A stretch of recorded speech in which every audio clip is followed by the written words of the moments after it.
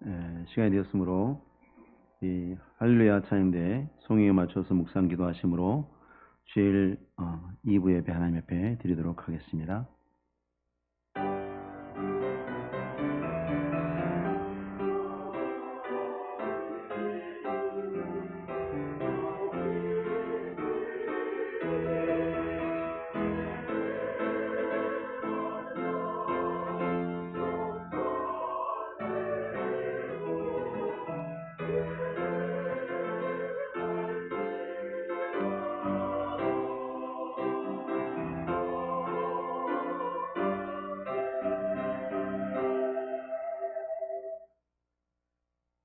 교회의 주인이 되시고 우리 아버지 되시고 영광과 찬송을 받으시기 합당하신 하나님 아버지, 사랑하는 주의 자녀들이 오늘도 주일을 기억하여 하나님 앞에 나와서 머리 숙여 경배하며 영광을 올려드리오니 하나님 아버지, 우리 예배 가운데 오셔서 좌정하셔서 영광 받으시고 예배하는 주의 모든 자녀들의 그 심령마다 주의 은혜의 풍성함으로 채워주옵소서. 감사를 드리며 예수님의 이름으로 기도하옵나이다.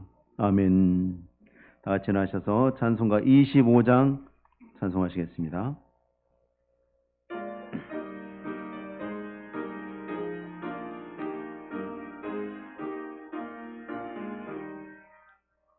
멸류관 모소서 주 앞에 들이신 저 천사 기쁨 노래가 온 땅에 퍼지네.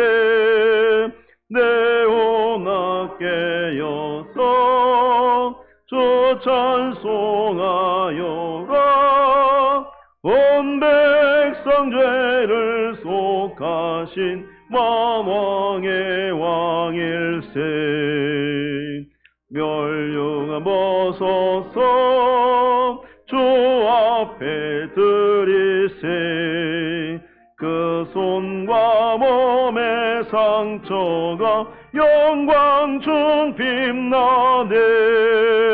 하늘의 천사도 그 영광 보고서 고난의 신비 알고자 늘 흠모하도다. 멸류관 벗어서 주 앞에 들이세. 온 세상 전쟁 그치고 참 평화 오겠네. 주 보좌 앞에서 온 백성 엎드려 그 한량없는 영광을 늘 찬송합니다.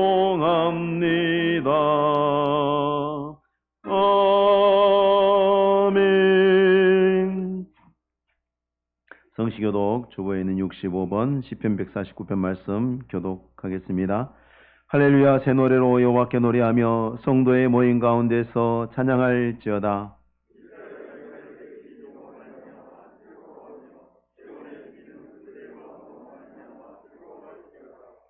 춤추며 그의 이름을 찬양하며 소고와 수금으로 그를 찬양할지어다.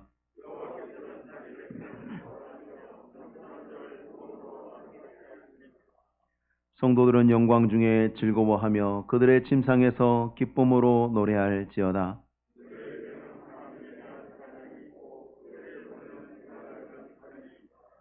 이것으로 문나라에 보수하며 민족들을 벌하며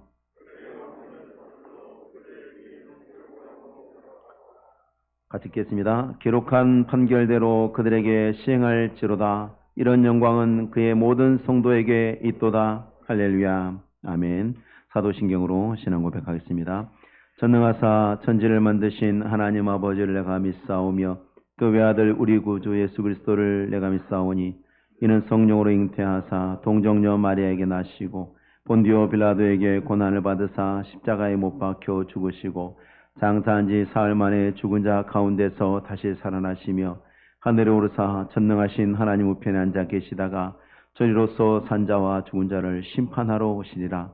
성령을 믿사오며 거룩한 공예와 성도가 서로 교통하는 것과 죄를 사하여 주시는 것과 몸이 다시 사는 것과 영원히 사는 것을 믿사옵나이다. 아멘.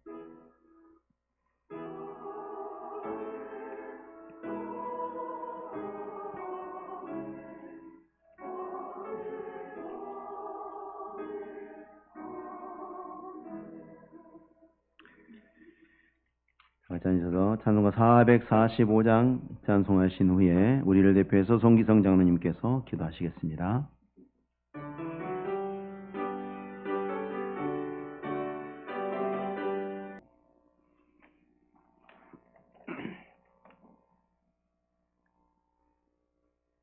모든 만물의 주인이 되시며 모든 시간들의 주인이 되시는 하나님 아버지, 올 한 해도 하나님께서 허락하여 주신 하루하루를 감사함으로 받아 믿음의 삶을 살아가게 하심을 감사드립니다.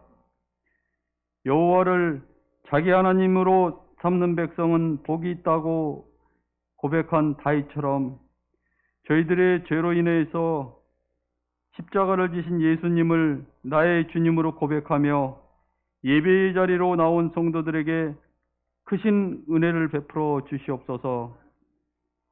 주님께서 저희에게 행하신 큰 사랑과 헌신 앞에 저희가 주님께 드리는 것은 언제나 보잘것 없지만 믿음의 선한 싸움을 위하여 연약한 믿음이라도 놓치지 않으려고 애쓴 마음들을 기억하여 주시옵소서. 지나온 시간들을 되돌아보면 눈에는 보이지 않아도 저희 등 뒤에서 지켜주시고 인도해 주신 은혜들을 느낄 수 있었음은 주께서 저희와 함께하여 주심인 줄 압니다. 날마다 주님의 크신 은혜의 날개 아래 보호하여 주옵시고 저희 또한 하나님께 은혜를 받은 대로 그 은혜를 나누는 자가 되게 하여 주옵소서. 이제 위드 코로나로 시작된 이후 확진자들의 수가 점점 많아지는 이때 저희의 신앙생활과 모든 일상이 다시금 어려운 상황으로 돌아가지 않을까 우려가 됩니다. 이 환경과 이 현실을 불쌍히 여겨 주셔서 코로나의 확산이 진정되게 하시고 속히 종결되게 하여 주시옵소서. 사랑의 하나님, 오늘은 특별히 기관총회와 행정당회가 있습니다. 2022년 대남교회를 위해 각 기관에서 헌신할 새 일꾼들을 세우고자 합니다. 주께서 맡겨주신 직분을 감사한 마음으로 기쁘게 감당하는 일꾼들이 세워지게 하여 주옵소서. 이뿐만 아니라 저희 온 성도들 모두 다 각자의 자리에서 주어진 사명과 믿음의 삶을 잘 감당해 나갈 수 있도록 도와주시옵소서. 그리하여 주님의 날이 임할 때 착하고 충성된 종이라고 칭찬받으며 주인의 즐거움에 함께 참여하는 모든 성도들이 되게 하여 주옵소서. 내년에도 하나님의 선하신 뜻 안에서 교회와 가정과 기업을 회복시켜 주셔서 교회를 견고하게 하시며 성도 간의 믿음으로 교제하고 더 나아가 이웃과 함께 신앙의 공동체로서 하나가 되게 하여 주시옵소서. 오늘도 교회와 노예 그리고 성도들을 위해 기도하시며 말씀과 사랑의 권면으로 섬기시는 담임 목사님에게 늘 강건함으로 채워주시옵소서. 이 시간 말씀을 선포하실 때 능력을 더하사 말씀에 힘이 있게 하옵시고 듣는 성도들로 하여금 지혜의 말씀으로 인해 어려운 삶 가운데도 승리하는 열매가 있게 하여 주옵소서. 오늘도 예배를 위하여 각 기관에서 봉사하는 손길들을 기억하여 주시고 삶 가운데 복이 있게 하시며 질병으로 고난 가운데 있는 성도들에게는 치유의 은총을 베풀어 주시옵소서. 군에가 있는 형제들과 해외에 나가 있는 성도들의 안전을 지켜주옵시고 선교사님들의 선교원 현장과 사역 가운데도 하나님께서 늘 동행하여 주시옵소서. 이 시간 할렐루야 찬양대의 찬양을 흠양하여 주옵시고 마음속 깊은 곳에서부터 올려드리는 찬양 가운데 영광 받아 주시옵소서. 이 모든 말씀 예수님의 이름으로 기도하옵나이다. 아멘.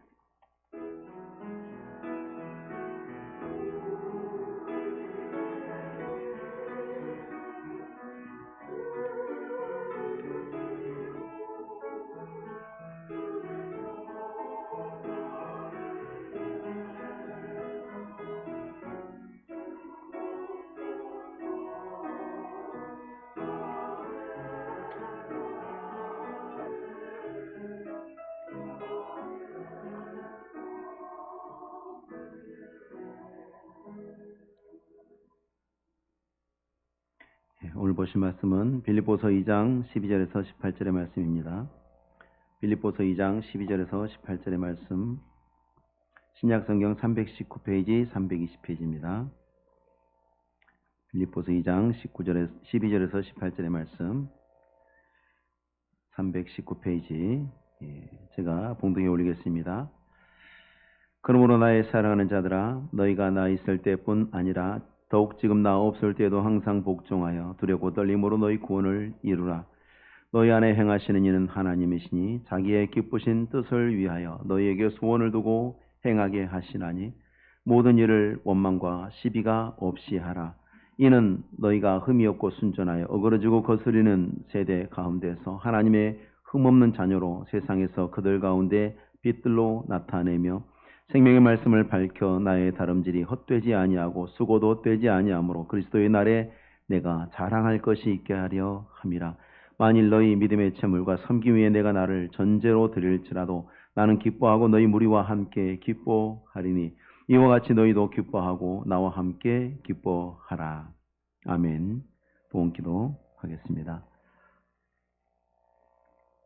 은혜로우신 하나님 아버지, 또한 한 주간의 삶을 돌보아 주시고 언제나 한결같은 은혜로 채워주셔서 제가 주 앞에 나올 때에 또 빈손 들고 나오지 아니하고 감사할 것이 있게 하심을 감사합니다.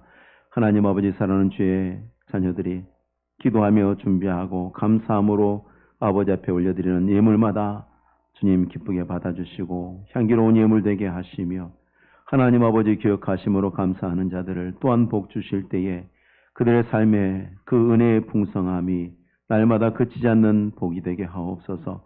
하늘에서 땅에서 신령하고 기름진 것들로 하나님 아버지 인도하시되 평생의 삶의 걸음에 족한 은혜를 주옵시고 하나님 아버지 드려지는 예물이 언제나 주께서 세우신 몸된 교회 아름답고 귀한 사역을 위해서 주님의 핏값 주고 사신 교회를 위해서 주의 영광스러운 말씀과 주님의 영원한 나라를 위해서 합당하게 쓰이도록 인도하여 주시기를 간절히 원하옵고 예수님의 이름으로 기도하옵나이다. 아멘. 할렐루야 찬양대 주님을 찬양하라 제목으로 영광 돌리시겠습니다.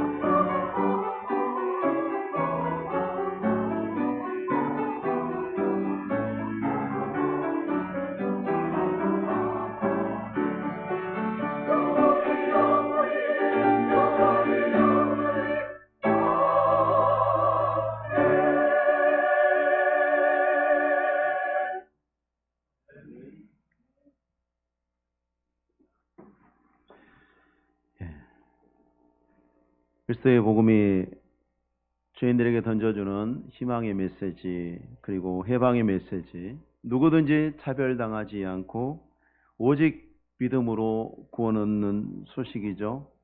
정말 귀하고 복된 이야기입니다. 누구든지 목마르거든 와서 마시라는 말씀, 예수님이 초청하신 말씀이고 성경 전체를 통해서 하나님께서 늘 하시는 한결같은 초청의 말씀이죠. 그러나 믿는 사람의 이해가 부족해서 그 말씀을 왜곡하거나 이해가 부족한 일들이 발생하기도 합니다. 교회가 가르치지 않았을 수도 있고 본인이 배우지 않았을 수도 있고 여러 가지 이유들에 의해서 값없는 그 구원의 은혜에만 안주하려고 하는 그러한 일들이 벌어집니다. 신앙생활을 안이하게 하려는 생각들 그리고 행동들이 생기는 것입니다. 사람이 태어나면 태어나는 것만큼이나 중요한 것이 성장하고 사람처럼 성장해야 되고 사람답게 살아야 되죠. 아이가 태어났는데 평생 4.3kg면 그 가정의 기도의 제목이 되지 않겠습니까? 아이가 성장하는데 정신연령이 평생 3살이면 기도의 제목이 되지 않겠습니까? 그 눈물을 흘려 기도해야 되고 가슴을 치며 하나님 앞에 엎드려야 될 일이죠. 우리가 신앙에 성장하지 않는 것은 너무 안이하게, 너무 태만하게, 너무 여유롭게 우리가 생각하는 것은 아닌가 하는 그런 염려들이 요즘 있습니다. 합당한 삶이 따르지 않으면 존재는 부끄러움이 됩니다. 걱정이 되고 근심이 됩니다. 판사가 공정하지 못하거나 군인이 용감하고 충성되지 못하거나 공직자가 성실하지 못하면 문제가 됐죠. 며칠 전에도 그런 일이 있었습니다마는 흉기를 가지고 난동을 부리는 중학교 앞에 경찰관이 도망갔다 그러니까 뉴스에서 그걸 보면서 많은 사람들이 탄식을 했습니다. 어떻게 이럴 수 있느냐. 사람들을 보호하기 위해서 칼에 찔리더라도 나서야 하는 것이 경찰관의 직무죠. 불이 나면 사람들을 구원하기 위해서 내 몸이 상처를 입더라도 사람들을 건지고 불을 진압하는 것이 소방관의 임무고 그렇습니다.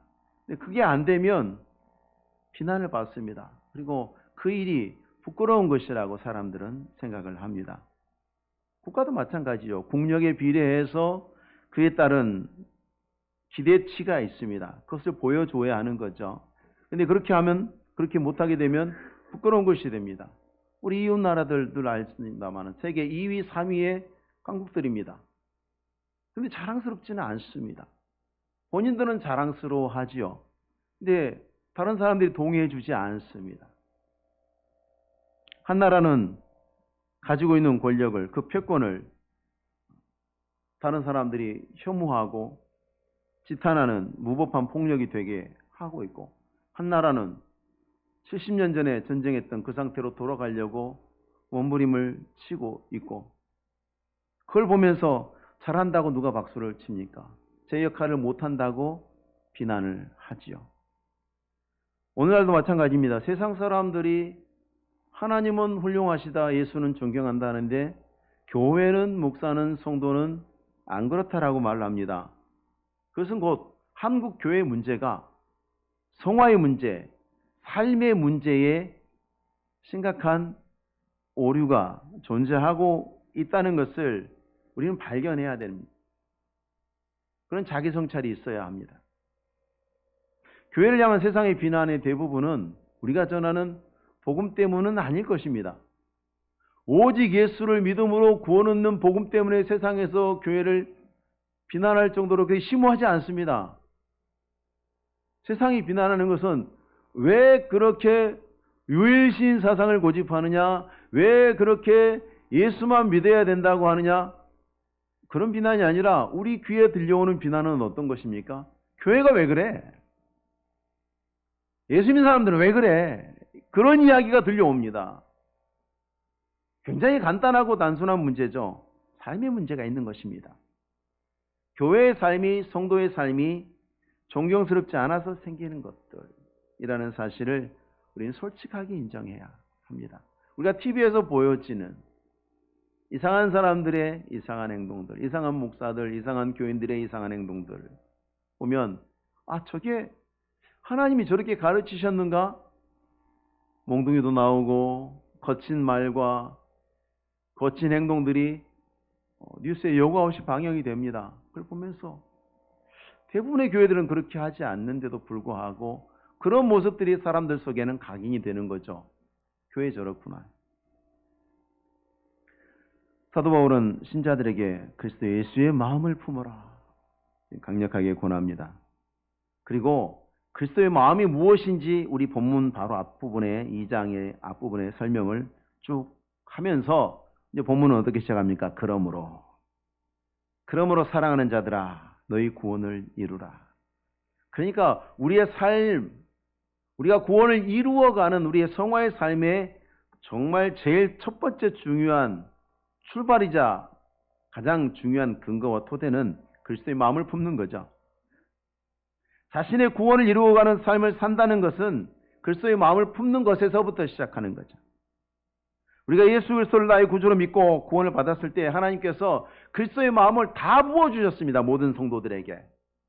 그리스도의 마음을 부어주시지 않는 사람은 한 명도 없죠. 다만 그 부어주신 마음에 순종하는 문제가 그게 잘 드러나지 않는 것이어서 마음을 품고 구원을 이루라고 강조하고 권하는 것입니다. 마음은 다 있는데 그 마음을 품으라는 얘기는 뭘까요? 없는 것을 가져와서 품는 게 아니고 마음 안에 하나님이 부어주신 것을 붙잡으라는 얘기죠. 우리 안은 여러 가지 생각이나 여러 가지 마음이 왔다 갔다 하죠. 그 중에서 내가 뭘 붙잡을 것인가는 내가 선택해야 되는 거죠. 그걸 붙잡으라는 것입니다. 그리고 뒤이어서 성화의 삶은 복종의 삶이죠. 빌보 교회 성도들은 항상 복종하던 사람들이었습니다. 우리 안에 하나님이 부어주신 그리스도의 마음을 붙잡고 그 마음을 붙잡고 그 다음에 복종하는 겁니다.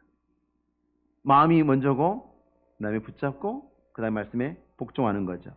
이게 성화가 어떻게 우리의 삶 속에 이루어져 가는가 그걸 보여주면서 또 동시에 무엇이 꼭 있어야 하는가 16절 말씀에 있는 생명의 말씀을 밝혀 그 앞에는 보면 세상에서 그들 가운데 빛불로 나타내며 생명의 말씀을 밝혀라 그랬는데 하나님 말씀을 굳게 붙들어라 그런 의미입니다.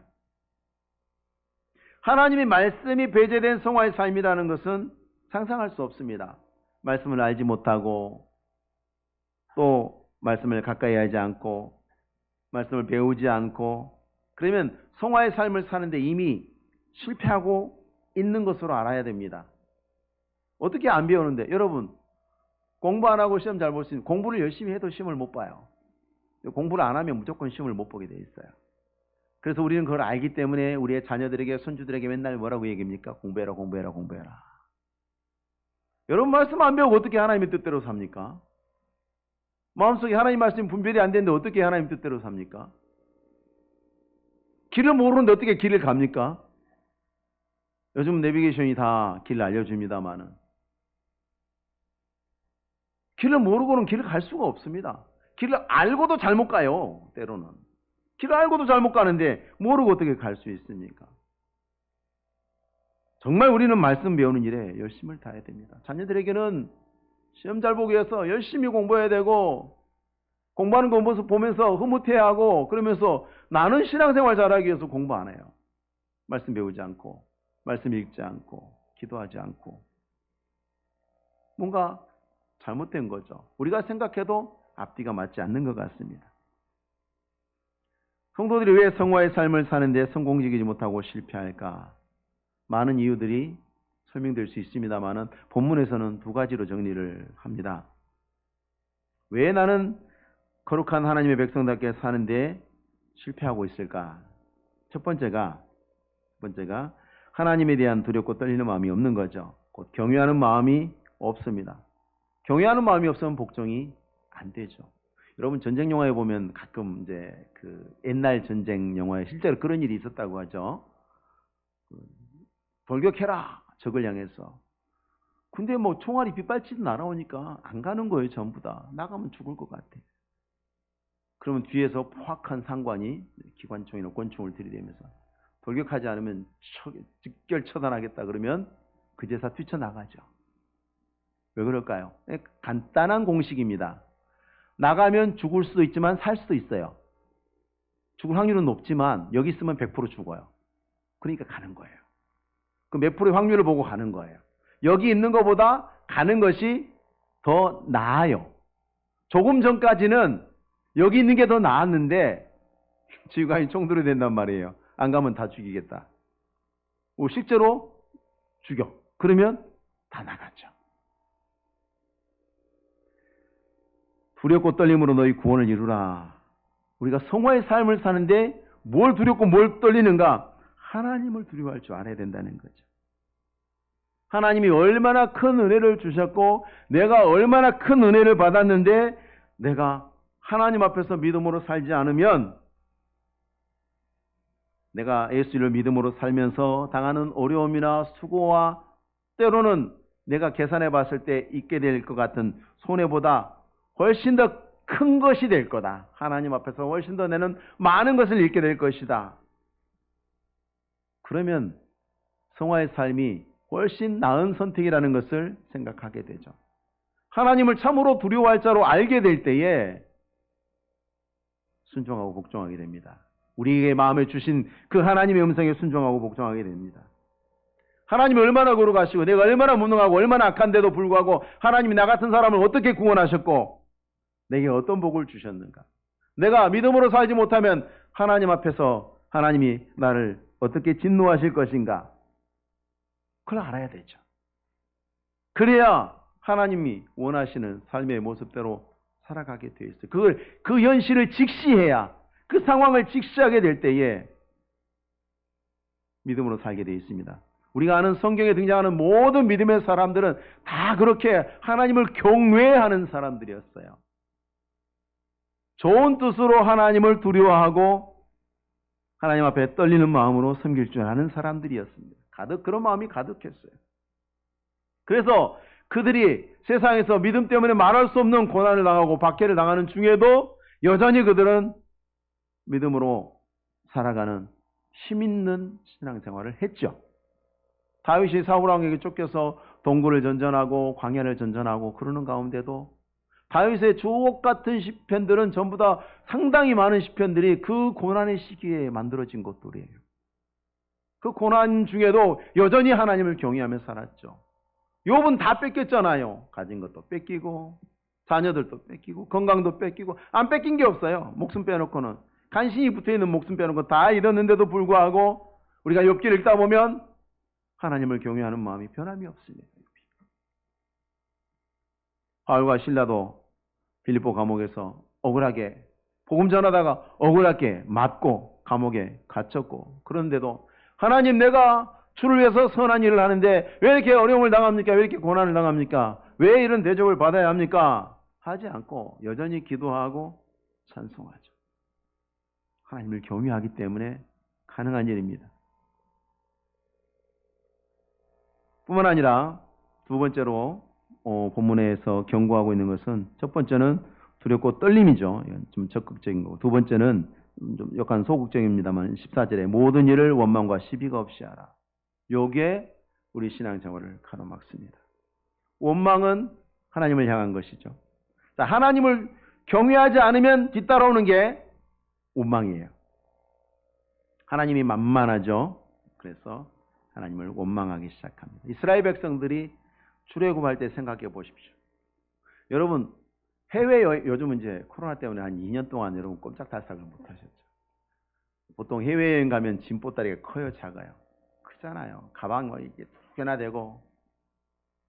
그런데 그게 무거워요? 신나서 막 가방 끌고 막 가잖아요. 들고 끌고 하면서 막 신나서 가요. 안 무거워요. 왜? 해외여행 가니까. 거기 가는데 필요하고 가는데 있어야 할 것들을 들고 가는 거니까 이거 하나도 안 무거운 거예요. 왜? 거기 가면 나한테 유익할 것을 알거든. 또 거기 가면 즐거울 것을 알거든. 그러니까 신나게 가는 거예요. 이스라엘 백성들 지금 출애굽해서 어디 갑니까? 젖과 꿀이 흐르는 땅 가나안을 갑니다.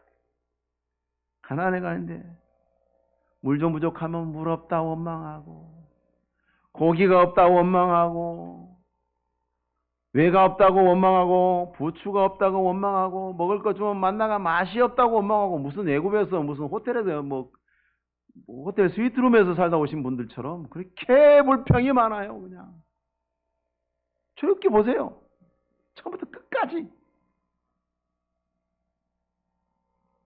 가는데 길이 험하다고 원망하고, 나중에는 하나님에게 반역한 죄인들 심판하셨다고 또 원망하고,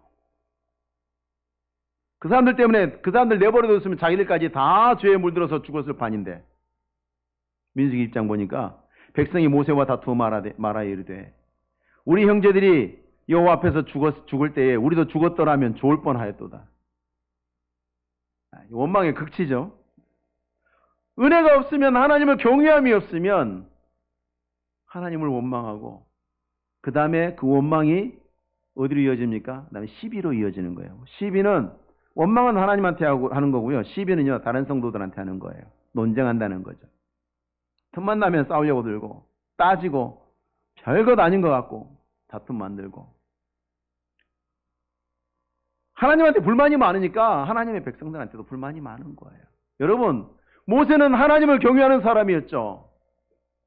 모세는 하나님 원망 안 해요. 그러니까 200만 명이 40년 동안 하는 원망을 혼자 다 받아내요. 이것도 보세요. 백성이 모세와 다투어 말하잖아요.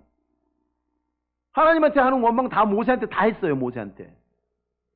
근데 모세는 그 200만 명이 40년 동안 하는 원망을 혼자 다 받아냈어요. 물론 그 가운데 인간적인 실수도 있습니다만은 다 받아냈어요. 왜 그렇습니까? 하나님을 경외하는 사람으로서 은혜가 있으니까 그게 다 받아지는 거예요. 그 시비를 다 받아내는 거예요. 혼자서. 그렇지 않은 사람은 평안한 가운데 가도 이런 사람만 가면 금방 심각하고 불편해집니다. 요즘 사람들이 그런 얘기 하더라고요. 프로 불편러. 어디 가도 문제를 찾아내는 사람들. 여기서도 문제, 여기서도 문제. 하하호호 하고 있는데 가면 다 이제 그 사람이 와서 꺼내놓으면 문제가 한보따리야. 우리는 화로다 나요 망하게 되었구나 하고 이제 집에 가는 거예요. 믿음에 집중하지 못하게 하고 믿음으로 살지 못하게 합니다. 왜? 감사가 없으니까. 처음부터 끝까지 하나님한테도 불평이 많고, 하나님의 백성한테 불평이 많고, 교회도 불평이 많고. 그러니까 내가 하나님이 말씀하신 대로 따라 살고 싶은 마음이 생기겠습니까? 이 안에서? 안 그렇죠. 이런 장애물들의 공통점은 자기를 돌아봄이 없는 거예요. 성은 나를 돌아봄이지 않습니까? 나를 돌아보는 거예요. 내 마음을부터 살펴서 내 삶으로 이어지는 자기 성찰이죠. 어떤 나를 하나님이 어떻게 구원하셨고, 이제 내가 어떤 사람으로 부름을 받았고 어떻게 살아야 되는가에 대한 성찰이 없어요. 근데 정작 하나님은 우리를 향해서 우리가 잘 되기를 바라고, 우리가 복 받기를 바라고, 우리가 하나님 나라에 더 나가서 영원한 칭찬을 받기를 바라시죠. 누가복음 예수님이 하신 말씀에 너희가 악할지라도 좋은 것을 자식에게 줄 줄 알거든 하물며 너희 하늘 아버지께서 구하는 자에게 성령을 주시지 않겠느냐. 중요한 건 여기 너희가 악할지라도, 너희 같은 죄인들도 자식에게 좋은 것을 주려고 하고 또 주고 있지 않느냐. 하나님께서, 본성상 선하신 하나님께서, 악을 행하실 수 없는 하나님께서 너희에게 선을 행하지 않겠느냐. 심지어 하나님을 거절하고 하나님을 조롱하고 하나님을 대적하는 자들에게도 하나님께서 일반 은총을 베푸셔서 이 땅에 사는 날 동안에 해와 비를 내려주셔서 살게 하시고 심판을 유보해 주시는데, 그 하나님이 우리가 잘 되기를 바라서 우리 안에 기쁘신 뜻을 이루기 위해서 우리 안에, 우리의 마음에 소원을 두셨잖아요. 그게 그리스도의 마음이에요. 우리 안에 두신 소원이 그리스도의 마음이고, 우리가 그 마음을 붙잡을 때에, 그 마음을 붙잡고 순종하게 될 때에 복받는 삶을 살게 되는 것입니다. 근데 하나님은 이게 강압적인 억압에 의해서 우리가 기계적 순종하는 것을 원하지 않으세요. 총 갖다 대고 칼 갖다 대서 안 하면 다 죽이겠다, 이게 아니라 우리에게 그 마음을 두시고 소원을 두시고 이제 어떻게 할래?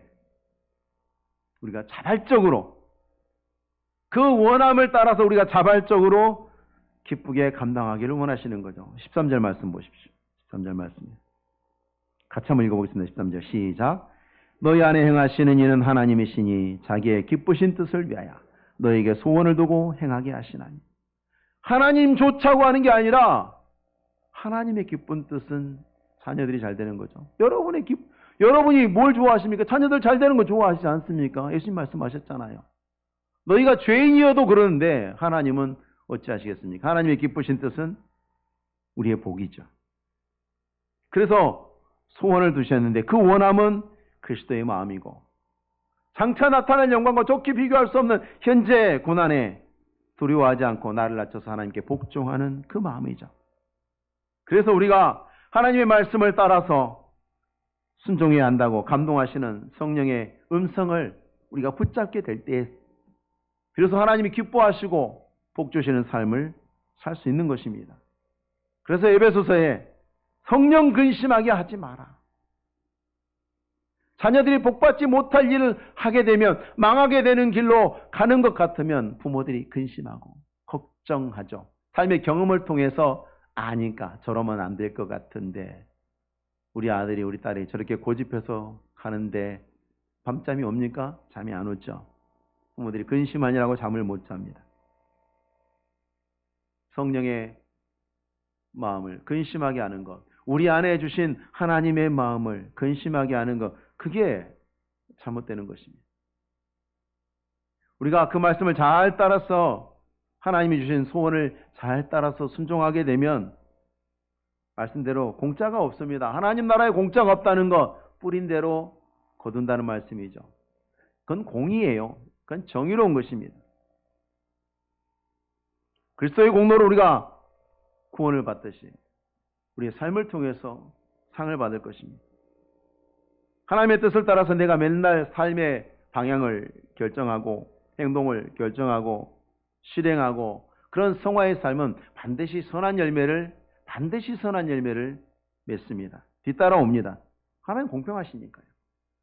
상 주실 일과 벌 주실 일을 분명히 하시고 분명히 분별하시고 분명히 적용하십니다. 본문에서는 성화의 삶이 주는 열매가 상이 이 세상에도 있고 이 세상 이후에도 있을 거라고 말씀하십니다. 디모데전서에도 그 말씀하시죠. 경건은 범사에 유익하니 금생과 내생의 약속이 있다. 경건이 뭐겠습니까? 믿음으로 사는 거잖아요. 믿음으로 살면 반드시 좋습니다. 이 땅에서도 좋고 우리가 이 세상을 떠나서도 좋습니다. 이 땅에서만 좋은 게 아닙니다. 그리고 저 세상에서만 좋은 게 아닙니다. 이 땅에서 뭐가 좋은가?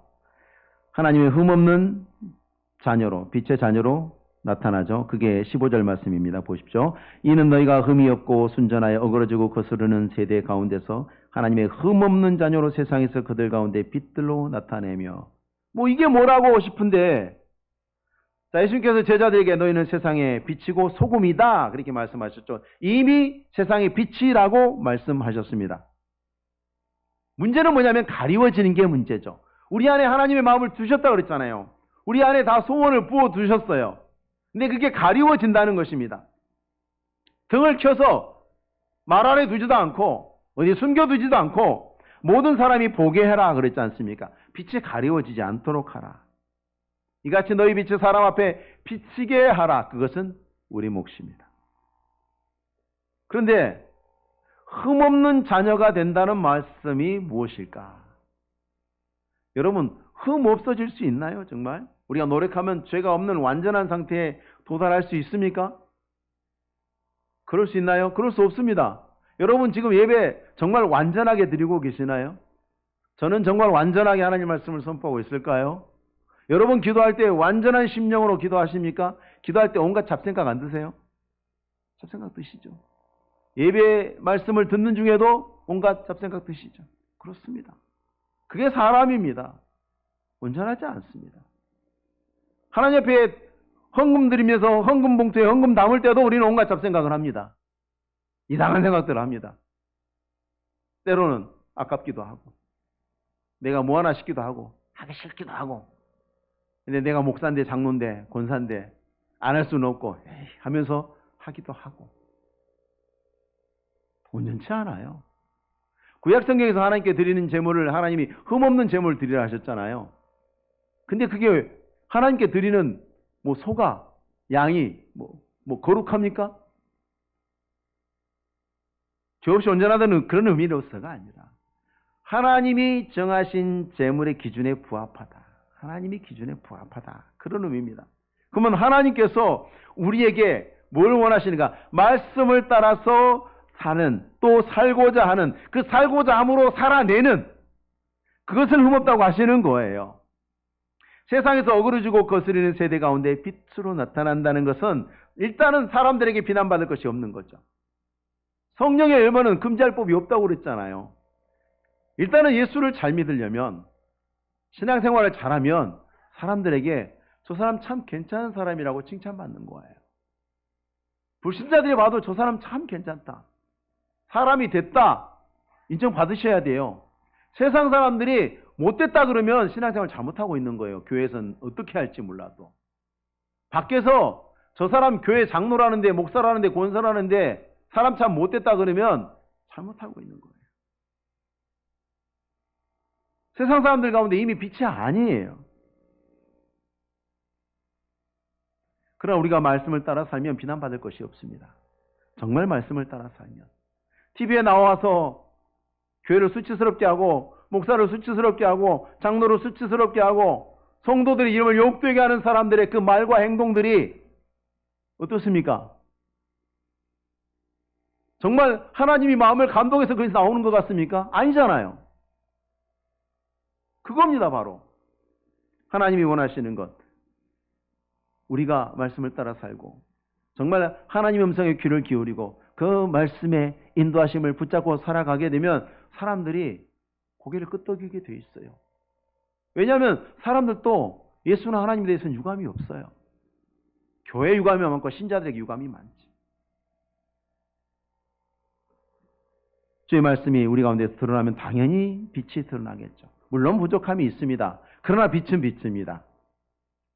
작은 빛도 빛입니다. 빛이 좀 덜 밝고 더 밝을 수 있겠습니다만은 작은 빛도 빛입니다. 우리의 모든 생각과 행위는 그 자체로 완전한 것일 수 없지만 하나님께서 그것을 추구하는 그것, 비록 부족한 점이 있어도 그것을 추구하는 그 자체가 세상에 없는 것이죠.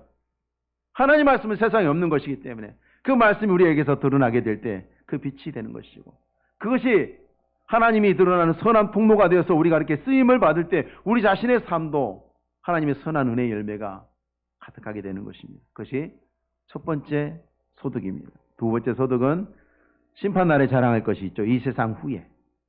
성화의 결과는 거기서 끝나지 않습니다. 16절 말씀해 보십니까? 16절 말씀에 그리스도의 날의 뒷부분이죠. 내가 자랑할 것이 있게 하려 함이라.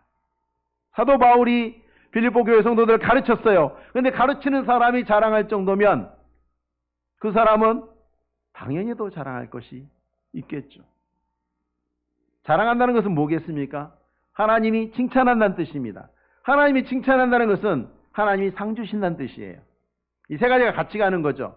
근데 사도 바울이 뭐라 했냐면 내가 자랑할 것은 그리스도의 십자가밖에 없다 그랬잖아요. 하나님의 복음을 따라서 사는 것이 우리의 유일한 자랑이 되는 거예요. 그 하나님이 그것 때문에 칭찬하는 거예요. 그것 때문에만 칭찬하는 것이고 그것 때문에만 우리는 상을 받을 것입니다. 우리가 장차 심판의 날에 지옥 심판을 받지 않은 것뿐만 아니라 영원한 천국에서 자랑할 것, 상을 받게 될 것, 그것이 성화의 삶을 통해서 받는 것입니다. 믿음으로 사는 것을 통해서만 받는 것입니다. 성경에 상 받는 것에 대해서 야 천국 가면 천국 자체가 좋은 건데 무슨 상, 그렇게 반론을 주장하시는 분들의 목소리도 있습니다만은 성경에 얼마나 많은 이야기들이 있습니까? 우리가 하나님 나라에 가서 받는 상에 대해서 예수님이 얼마나 많은 이야기를 하셨습니까? 그거 절대 부정하면 안 됩니다. 있습니다. 그게 구체적으로 뭔지 어느 정도 될지 몰라요. 근데 분명히 있다고 하셨어요. 분명히 상이 있다고 하셨어요. 옛날 봉사 목사님들이 극단적으로 표현하셨던 그 개털모자 이야기. 상 받을 것이 없는 사람은 천국 갔더니 개털모자만 있더라. 심판은 영원한 심판이고 돌이킬 수 없는 심판이기 때문에, 변할 수 없는 심판이기 때문에 상도 당연히 영원한 것입니다. 이 땅에서 우리가 하나님의 빛이 우리를 통해서 드러나게 되는 통로로 쓰임받는 그것 추가해서, 그것을 포함해서 그리스도의 날에 우리가 칭찬과 상을 받게 되는, 우리가 죄 사함 받고 지옥 가지 않는 사람이 되는 것뿐만 아니라 믿음으로 살아가는 삶의 열매들이 천국에 더해서 받는 칭찬과 상급이 되는 것이니까, 우리가 신앙생활하는 것이 얼마나 놀라운 기회고 얼마나 놀라운 축복입니까? 이런 축복의 기회를 주셨는데 우리가 신앙생활을 소홀히 해서는 안 됩니다. 우리가 예수를 믿게 하셨으니까 신앙생활하죠. 우리에게 대남교회라는 교회를 주셨습니다. 교회를 섬기게 하셨으니까 여러분 교회 생활 잘 하셔야 되고요. 교회 안에서 여러분에게 또 직분을 주셨잖아요. 그러면 직분 충성되고 신실하게 잘 섬기십시오. 하나님 뿌린 대로 거두게 하십니다. 뿌린 대로 거두게 하십니다. 반드시 그렇습니다. 여러분 가장 선진국, 남들이 존경하고 훌륭한 나라라고 칭찬받는 나라 다 뭡니까? 뿌린 대로 거두게 하는 거죠. 정의가 이루어지는 거죠. 당연히 하나님 나라는 최고로 정의롭습니다. 최고로 뿌린 대로 거두게 하십니다. 뿌린 사람 반드시 거두고 안 뿌린 사람 절대로 거둘 것이 없는 것이 하나님의 나라입니다. 가장 정확하고 가장 철저할 것입니다. 그래서 사도 바울은 빌립보 교회 성도들이 다른 거 말고 거룩한 삶을 살아라. 야, 너 투자를 좀 잘해라. 주식 투자 잘해라. 너 좀 사업을 잘해라. 좀 장사를 잘해라. 그런 얘기 안 하고 거룩한 삶을 살아라고 사도 바울이 얼마나 강조를 합니까? 얼마나 간절하게 호소를 합니까? 사도 바울 오죽하면 내가 죽어도, 내가 죽게 되더라도 니들이 믿음 생활을 잘한다면 나는 기뻐할 것이다.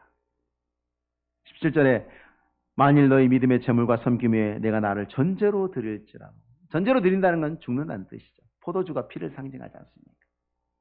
그래서 구약의 제사를 드릴 때 제사 마무리가 포도주 부어드리는, 옛날에 우리 제사 드릴 때 묘회에서 뭐 이렇게 소주 부어드리고 그런 관습들이 있지 않습니까? 그런데 옛날에 하나님께 제사를 드릴 때 그 제사의 마지막 제사의 끝이 포도주 부어드리고 끝나는 거, 그게 전제였습니다.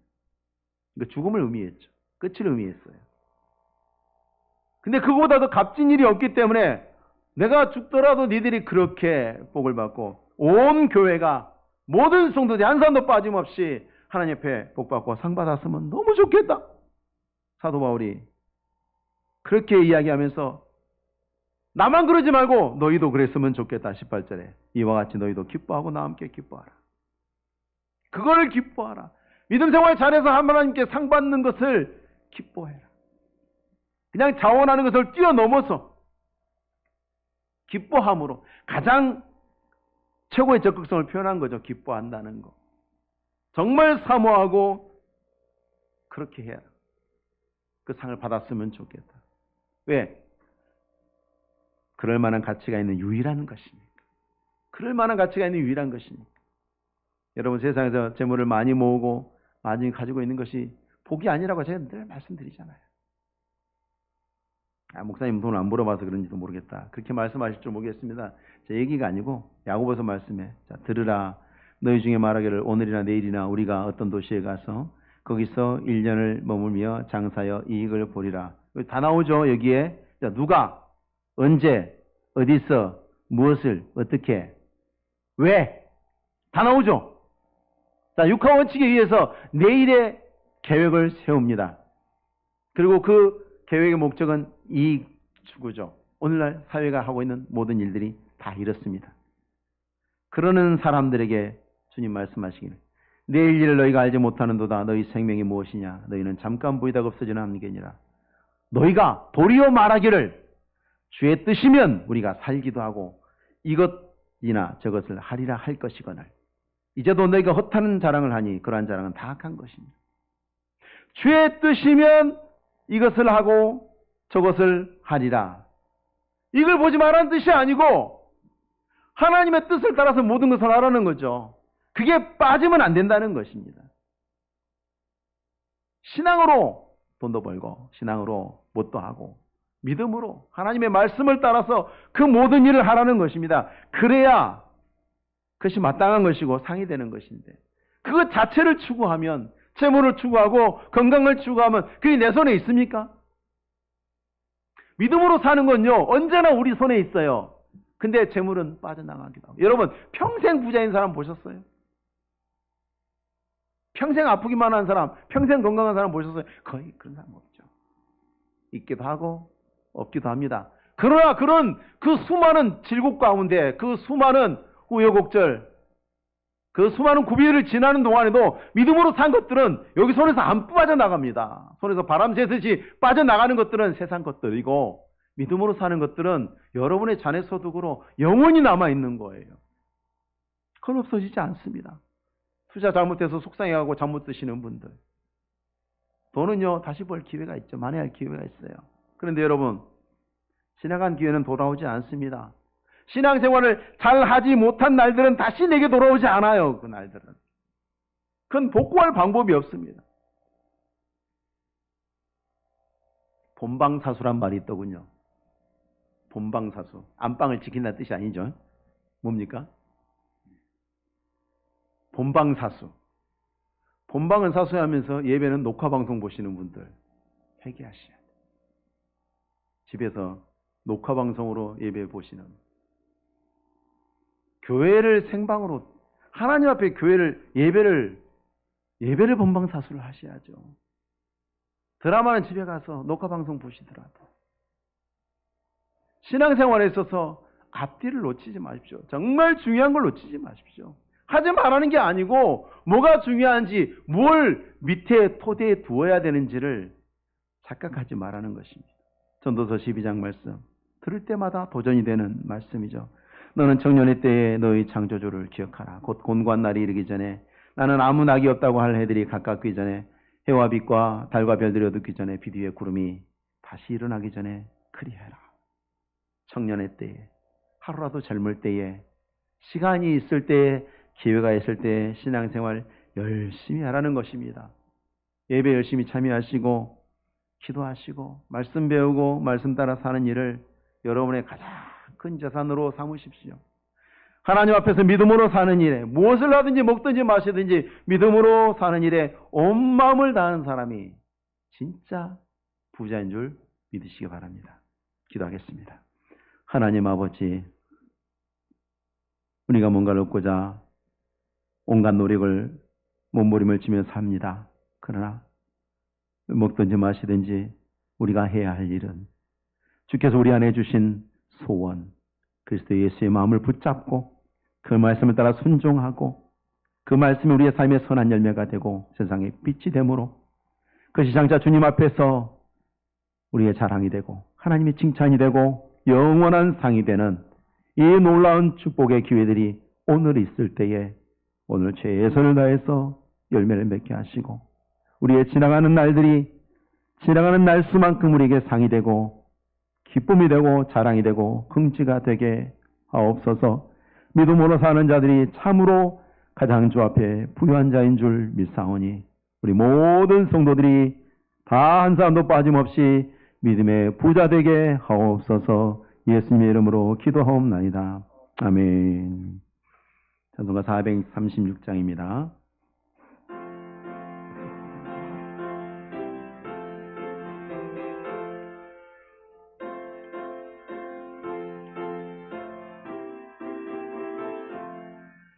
나 이제 주님의 새 생명 얻은 몸 옛 것은 지나고 새 사람이로다.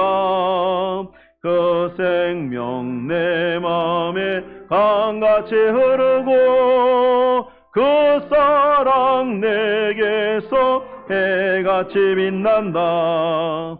영생을 누리며 주 안에 살리라. 오늘도 내일도 주 함께 살리라. 주 안에 감추인 새 생명 얻으니 이전에 줬던 것 이제는 값없다. 하늘의 은혜와 평화를 맛보니 찬송과 기도로 주 함께 살리라. 영생을 누리며 주 안에 살리라. 오늘도 내일도 주 함께 살리라.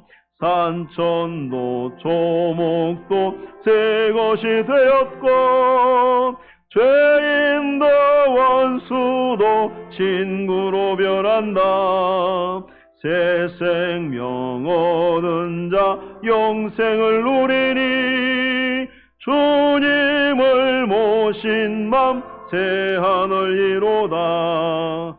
영생을 누리며 주 안에 살리라. 오늘도 내일도 주 함께 살리라. 주 따라가는 길 험하고 멀어도 찬송을 부르며 뒤따라가리라. 나 주를 모시고 영원히 살리라. 날마다 섬기며 주 함께 살리라.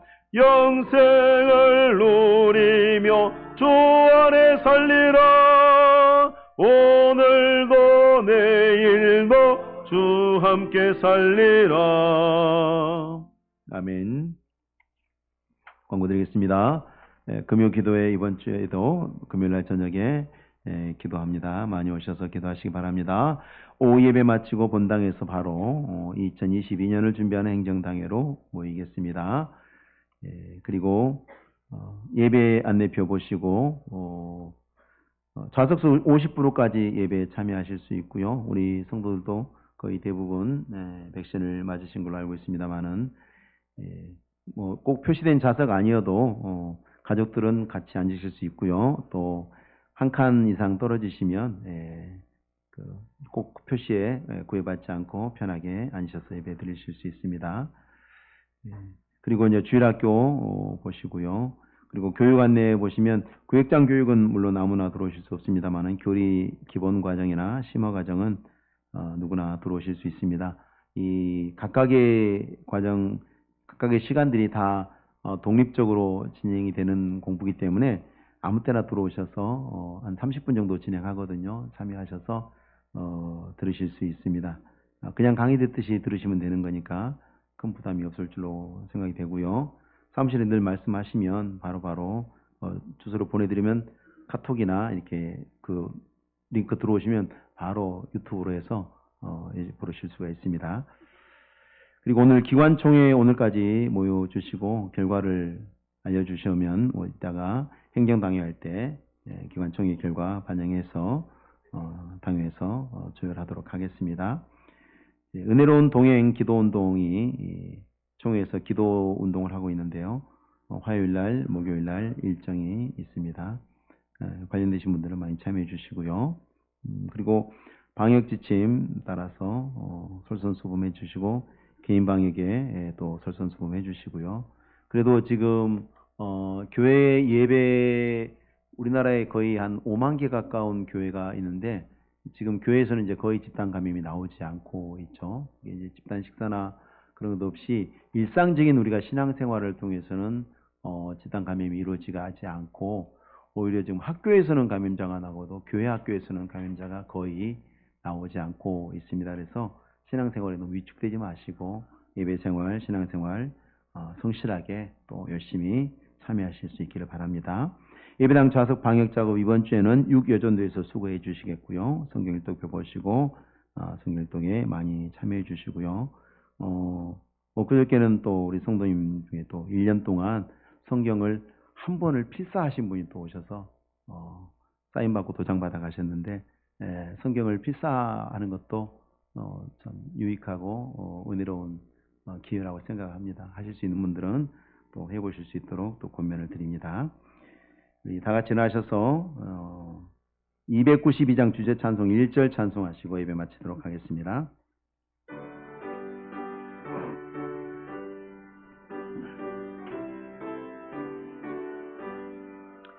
주 없이 살 수 없네 죄인의 구주여 그 귀한 보배 피로 날 구속하소서 구주의 사랑으로 흘리신 보혈이 내 소망 나의 위로 내 영광 됩니다. 아멘. 이제는 우리 구주 예수 그리스도의 크고 놀라우신 은혜와 하나님 사랑과 성령 하나님 이로 통 충만하시는 은총의 역사하심이 우리 안에 소원을 두신 그리스도의 마음을 우리가 붙잡고 말씀을 따라 잘 순종함으로 세상의 빛이 되고 하나님 앞에 자랑과 칭찬이 되고 영원한 상으로서 그 영광스러움에 참여하기를 원하는 모든 성도들의 성화를 향해 나가는 그 거룩한 발걸음 위에 가정과 삶의 모든 날들 위에 주님이 세우신 교회와 대남교회 위에 그리고 이 나라와 이 민족 위에 이제로부터 영원토록 함께 있을지어다. 아멘.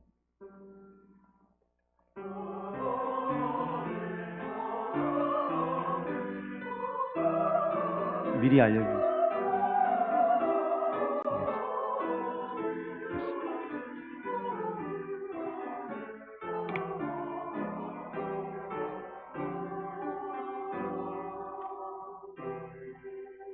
예, 잠시만 앉아주시기 바랍니다. 우리 오늘 우리 늘 그랬지만 우리 군입대하는 우리 이해찬 형제님 잠깐 나오셔서 예. 우리 교회에서 군입대하면 늘 교회가 함께 기도하고 교회 인사하고 또 다녀올 때까지 예, 군에서도 신앙생활 잘하고 군에 가면 또 군부대에서 신앙생활하는 우리 형제들이 또 선교사입니다. 사실 예, 신앙생활 잘하는 친구들이 가면 또 군정도 하고 여러 가지로 봉사하고 섬기는데 우리 예찬 형제 저보지 마시고 앞에로 보시고 우리 이성윤 집사님, 신경승 권사님, 우리 하나뿐인 외아들 우리 예찬 형제 군복무 이제 훈련소 들어가는데 우리가 함께 기도하고 축복하면서 보내도록 하겠습니다. 기도하겠습니다. 하나님 아버지 감사합니다. 주의 사랑하는 아들이 나라의 부름을 받아서 신성한 군복무를 감당하기 위해서 나아갑니다. 훈련소 시간들을 잘 감당할 수 있게 도와주시고 건강 주시고 또 마음을 담대하게 하시고 강하게 하시고 또 그곳에서도 믿음의 동역자들과 함께 말씀으로 위로받고 권면받으며 신앙생활하게 하옵시고 또 군복무를 다 마치고 가정과 교회로 돌아올 때까지 하나님이 사랑하는 아들을 축복하시고 그 모든 걸음걸음을 하나님 지켜주시옵소서. 온 교회가 함께 기도하며 마음에 품고 함께 나아갈 때에 하나님께서 모든 시간 속에 영광 받으시고 사랑하는 아들에게 은혜 베푸실 줄로 믿사옵고 우리 주님 예수님의 이름으로 기도하옵나이다. 아멘. 우리 기도하고 우리 이제 인사하고 들어갈 때 우리 박수로 격려하고 앞으로도 많이 기도해 주시기 바랍니다. 차렷 경례. 네, 감사합니다. 네, 공부 잘 하시고 오시기 바랍니다. 네, 예배 마쳤습니다.